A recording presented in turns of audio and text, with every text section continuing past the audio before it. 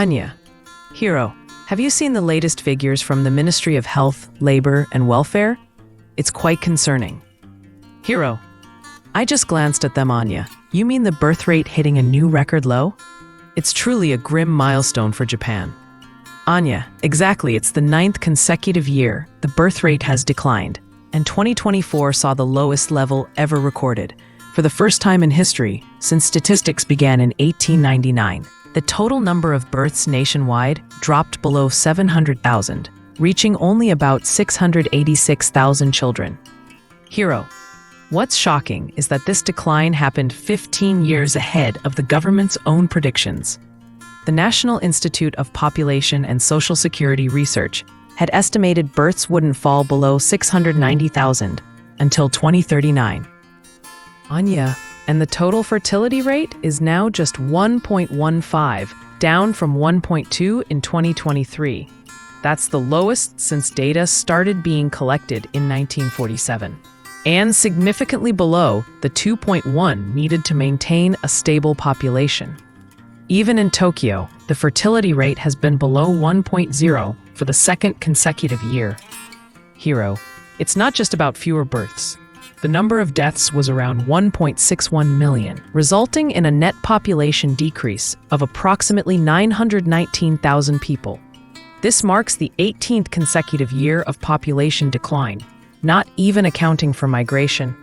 Anya, given this situation, what are your thoughts on the government's current efforts?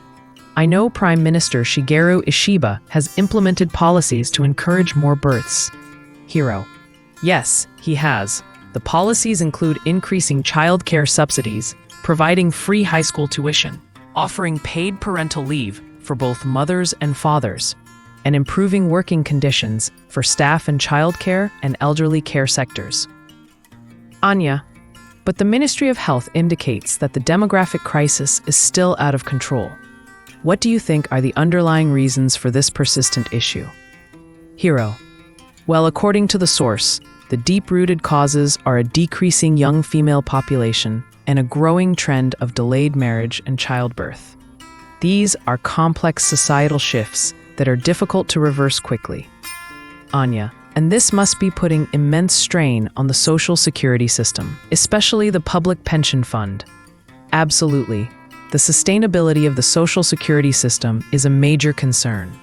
A report from the Ministry of Health shows that over the last 2 decades, the number of contributors to the system has decreased by about 3 million, while the number of beneficiaries has increased by nearly 40%. This has caused social security costs to swell significantly, putting huge pressure on the national budget. In fiscal year 2025, social welfare spending reached 38.3 trillion yen, which is nearly 1/3 of the national budget. Anya, and on top of that, there's the looming labor shortage. The Persol Research Institute estimates Japan could face a deficit of 6.3 million workers by 2030 if current trends continue. Hiro, indeed, it's a multifaceted crisis with profound long-term implications for Japan's economy and society. The challenges are enormous.